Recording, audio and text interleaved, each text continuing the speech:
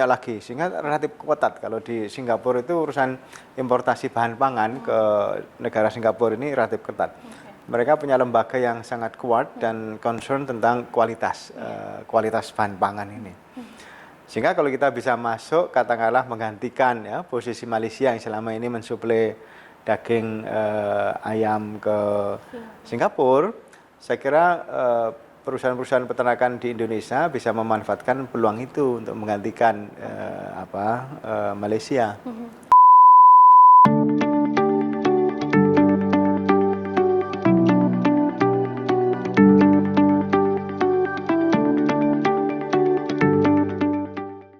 Kalau Sobat UMPP, kita ngomongnya Sobat UMPP di sini ya, penonton YouTube channel Widodo Makmur Channel, baca berita juga pasti udah pada lihat bahwa akhirnya setelah Malaysia menyetop, kita diizinkan nih Prof dari Singapura mengizinkan untuk ekspor ayam dari Indonesia ke Singapura gitu. Ada beberapa perusahaan yang sedang menjajaki juga secara bisnis to bisnis untuk bisa dapat izin ekspor ayam ke sana gitu ya. Kira-kira keuntungan yang akan didapatkan Indonesia nih seberapa besar nih dengan dibukanya keran ekspor dari Indonesia ke Singapura gitu, Prof? Apakah memang Singapura nih pasar yang menjanjikan, atau dibandingkan negara lain misalnya yang sudah pernah kita ekspor daging ayamnya itu terlalu kecil porsinya Singapura ini? Ya, sebenarnya kalau kita hitung dari sisi konsumsi ayam ya per kapita per tahun dari Singapura, meskipun juga jumlahnya jauh lebih tinggi dibandingkan konsumsi per kapita ayam untuk Indonesia, tapi jumlah penduduk Singapura kan juga tidak banyak. Gitu. Seandainya konsumsinya misalnya kan kalau nggak salah di angka sekitar 40-an sampai 45 kg per kapita per tahun.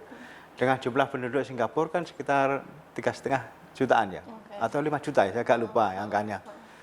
Artinya jumlah itu pun juga tidak sangat tinggi sekali. Tetapi yang namanya peluang saya kira juga sangat mungkin untuk diisi oleh pelaku-pelaku bisnis perunggasan nasional, itu pun juga peluang. Sekaligus kalau menurut saya ada aspek lain yang perlu kita manfaatkan dalam tanda petik untuk belajar dalam tanda petik bagaimana bisa memasuki pasar yang relatif strict. Iya, benar. Sehingga kalau seandainya perusahaan-perusahaan perunggasan nasional ini bisa mengisi pasar di Singapura yang begitu ketat. Gitu. Nah, kalau ini bisa berarti industri perunggasan nasional ini tentunya juga mampu dari aspek kualitasnya, komitmennya, kemudian juga prosedur-prosedur yang relatif strict dan rumit itu bisa dilalui. Artinya ini akan membuka peluang yang lebih besar lagi. Iya, negara-negara lain juga akhirnya akan lihat ya, ternyata Indonesia aja bisa tembus ke Singapura yang seketat itu gitu. Betul. Ya, Prof. Jadi Sobat UMPP jangan lihat dari besar kuantitasnya seberapa menguntunginnya gitu, tapi ada bright side-nya yang lainnya, jadi membawa nama baik Indonesia juga, membawa naikin daya saing kita juga gitu ya di antara negara-negara lain. Nah, tapi sering kali tadi kan Prof Ali mengatakan ini bisa jadi peluang buat pelaku-pelaku usaha. Pelaku usaha yang mana nih Prof? Kan ada yang besar, ada yang peternak kecil gitu ya. Ada yang mengatakan ini cuma nguntungin pelaku usaha besar aja, peternak-peternak kecilnya justru nggak bisa sampai tembus ekspor. Kalau menurut Prof Ali gimana? Ya, kalau ini dalam pikiran saya ya, mestinya ya realistis dalam konteks mampu memenuhi syarat-syarat tadi kan ya tentu tidak setiap perusahaan. Ya, mesti ada perusahaan-perusahaan yang sudah punya kapasitas, barangkali yang sudah punya pengalaman ekspor misalnya, yang sarana prasarananya cukup. Ya, saya kira ya demikian. Tetapi kalau pemerintah misalnya memberikan keleluasaan dan juga termasuk di Singapura sendiri kan sangat mungkin ada pelaku-pelaku usaha juga mau berpartner dengan siapa saja kan juga tentu tidak persoalan. Disitulah ini peluang ya, memang sebaiknya ya dibuka untuk siapa saja yang punya kapasitas, kemudian dan cukup, mampu, layak, dan juga diterima oleh mitra dagang atau mitra bisnis di Singapura. Tentu ini juga terbuka lebar untuk semuanya, kalau menurut saya demikian.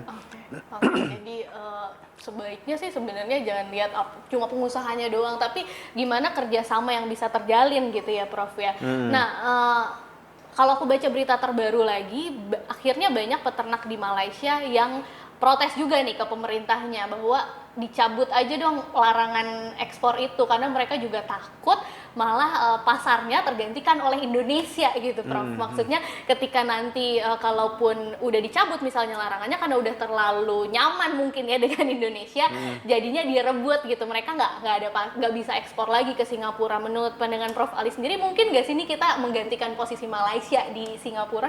Ya, peluang itu tetap ada. Ya. Semuanya kan tergantung pada komitmen.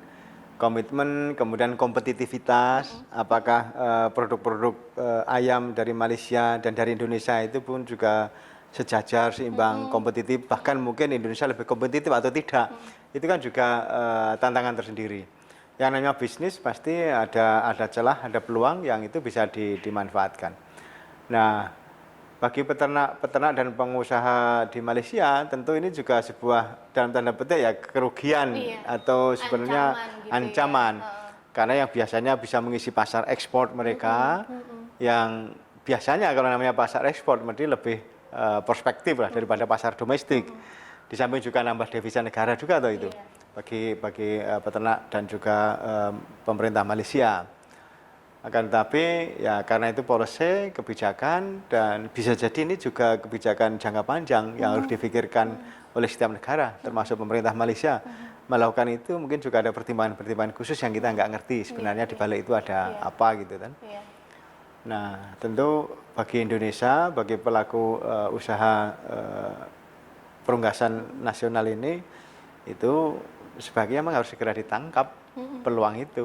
Supaya tadi ada learning by doing, pengalaman, kemudian setelah itu bisa kan berarti membuka pasar global di negara lain. Juga akan sangat mungkin dibuka, misalnya ya pasar-pasar Timur Tengah, pasar mana yang, tapi kuncinya tetap kompetitivitas. Nah, ngomongin kompetitivitas, sekarang ini gimana daya saing kita sebenarnya dengan industri perunggasan yang ada di tanah air dibandingkan dengan negara-negara tetangga kita, Malaysia, atau mungkin bisa masuk juga ke ASEAN gitu, Prof? Kayak gimana? Ya, ada beberapa pendekatan yang dilakukan, pendekatan yang sifatnya teknis produktif maupun sifat non teknis. Kalau kita bicara teknis produktif, yaitu bagaimana memproduksi ayam persatuan kilogram daging ayam itu lebih murah dibandingkan negara-negara lain. Kan itu yang pertama. Harga, iya benar, karena kan dagang ya. Iya, kan benar begitu. Kalau produksi 1 kilogram daging ayam broiler itu kita bisa lebih murah, kompetitif, pasti akan kompetitif di pasar global.